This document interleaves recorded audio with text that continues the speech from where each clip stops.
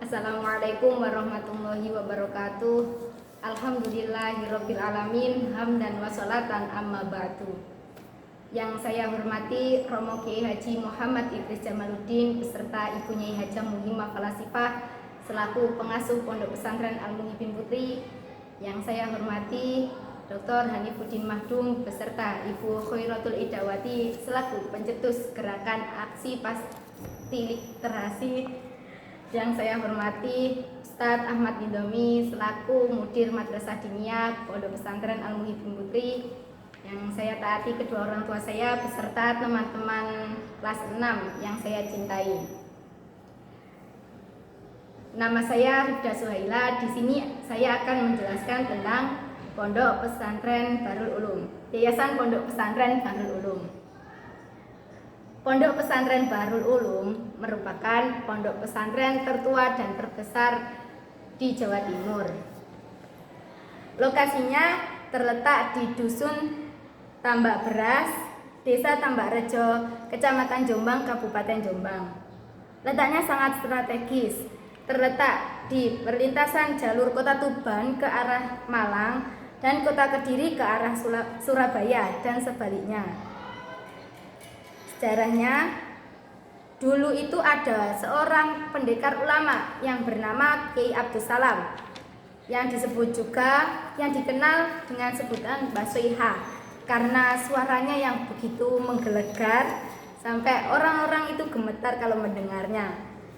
Dulu sebelum ini menjadi sebuah desa, dulu itu sebuah hutan belantara. Kemudian Mbah Soiha ini bergelut dengan hutan ini, akhirnya disulapnya menjadi sebuah perkampungan yang dihuni oleh banyak orang. Pada tahun 1838, Mbah Soiha mendirikan sebuah pondok pesantren alias gubuk. Gubuk ini dikenal dengan pondok pesantren ini dikenal dengan sebutan Pondok Selawe karena jumlah santrinya itu 25, sedangkan ada yang menyebutnya dengan Pondok Telu karena materinya itu ada 3, dan ada juga yang menyebutkan Pondok Telu karena bangunannya ini terdiri dari 3 lokal, sebuah pondok, musola, dan dalamnya beliau. Pondoknya ini terletak di sebelah timur Sungai Gedang. Kemudian semakin beliau tua, akhirnya beliau memasrahkan kepengasuhan ini kepada Kiai Usman dan Kiai Said, yaitu menantu beliau dan juga santri beliau. Kiai Usman memegang pondoknya Kiai Abdus Salam ini, sedangkan Kiai Said mendirikan pondok pesantren lagi di sebelah timur di sebelah barat Sungai Gedang. Kiai Usman menitik beratkan dengan pelajaran thorikot, sedangkan Kiai Said menitik beratkan pada pelajaran syariat. Ini masuk pengembangannya. Setelah Kiai Usman dan Kiai Said wafat, pondok Kiai Usman tidak ada yang meneruskan, soalnya beliau tidak memiliki seorang putra, tapi beliau memiliki dua orang putri.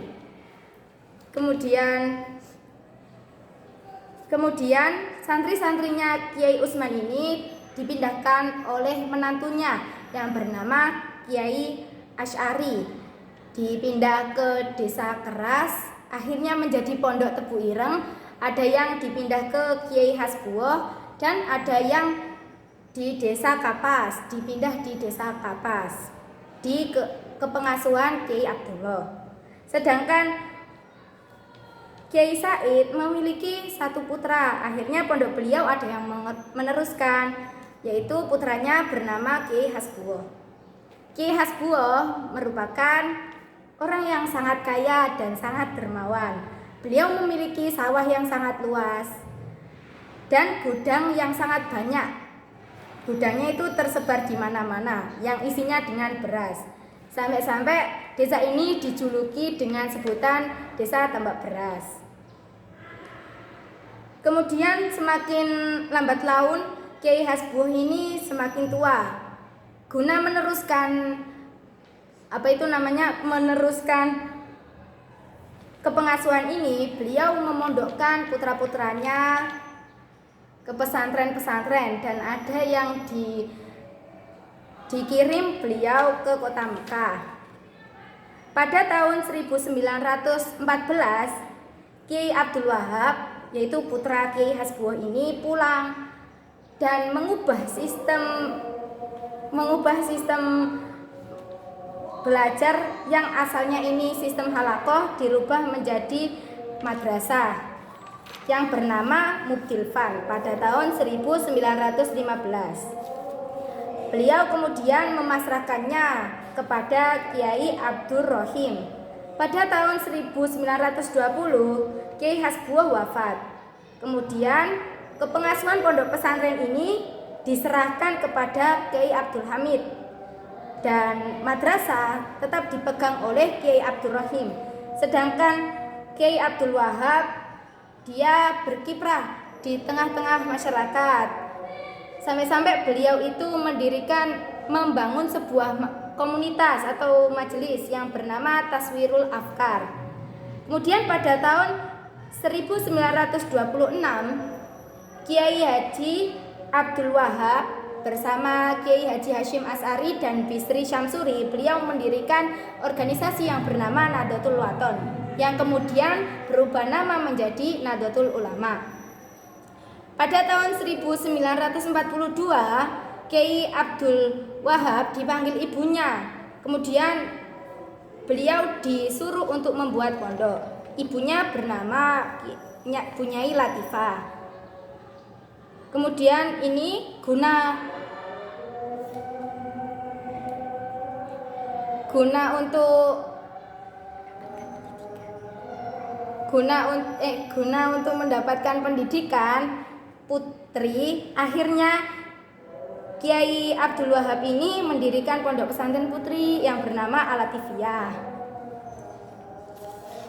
Pada tahun 1942, Kiai Abdur Rohim dan Kiai Abdul Hamid memanggil Kiai Abdul Fattah untuk membantu mengelola madrasah ini. Kemudian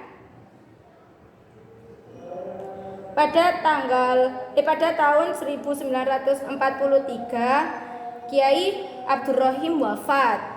Akhirnya pengelolaan diserahkan kepada Kiai Abdul Fattah sepenuhnya. Kemudian Kiai Abdul Fattah mendirikan sebuah madrasah ibtidaiyah Islamiyah. Soalnya semakin banyak jumlah santrinya, akhirnya mendirikan itu, yang kemudian berubah nama menjadi Madrasah Ibtidaiyah. Kemudian pada tahun 1944 atau 1945 beliau mendirikan madrasah yang putri yang diprakarsai oleh Bunyai Maswardia, Bunyai Hasbiyah, dan Bunyai Masyuhada. Pada tahun 1951 beliau mendirikan pondok pesantren putri yang bernama Al-Fatimiyah. Ini dekat dalam beliau. Dan pada tahun 1956 beliau mendirikan sebuah madrasah mu'alimin mu'alimat 4 tahun. Pada tanggal 6 Juni 1956 Kiai Abdul Hamid wafat. Akhirnya kepengasuhan pondok pesantren ini diserahkan oleh Kiai Abdul Fattah dan Kiai Ahmad Al-Fatih. Dan pada tahun 1964 beliau Kiai Abdul Fattah ini merubah sistemnya yang asalnya 4 tahun menjadi 6 tahun.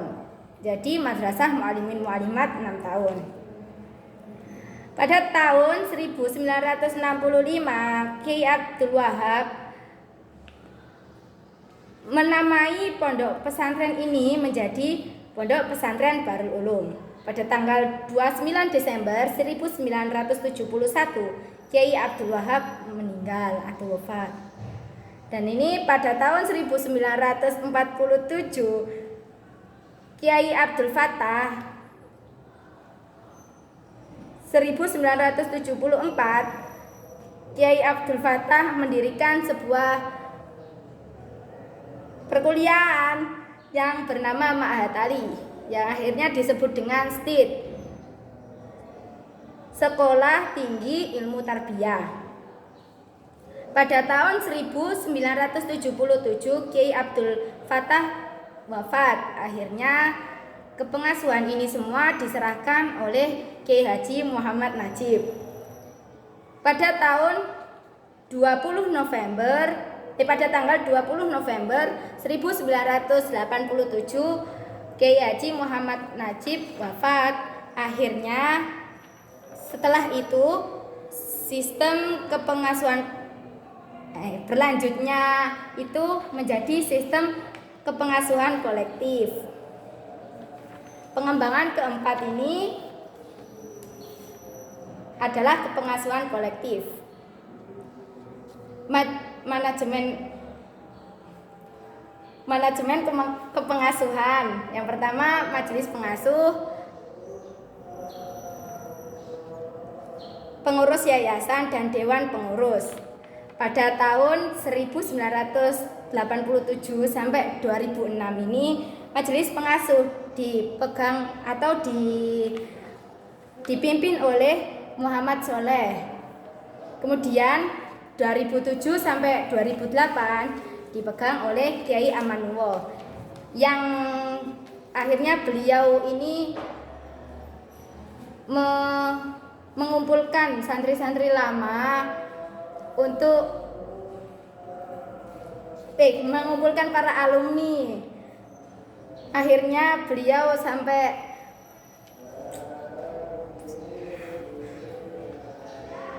ada yang namanya IKAB itu loh. Pada tahun 2009 sampai sekarang kepemimpinan majelis pengasuh ini dipegang oleh Kiai Muhammad Nasib Hasbullah.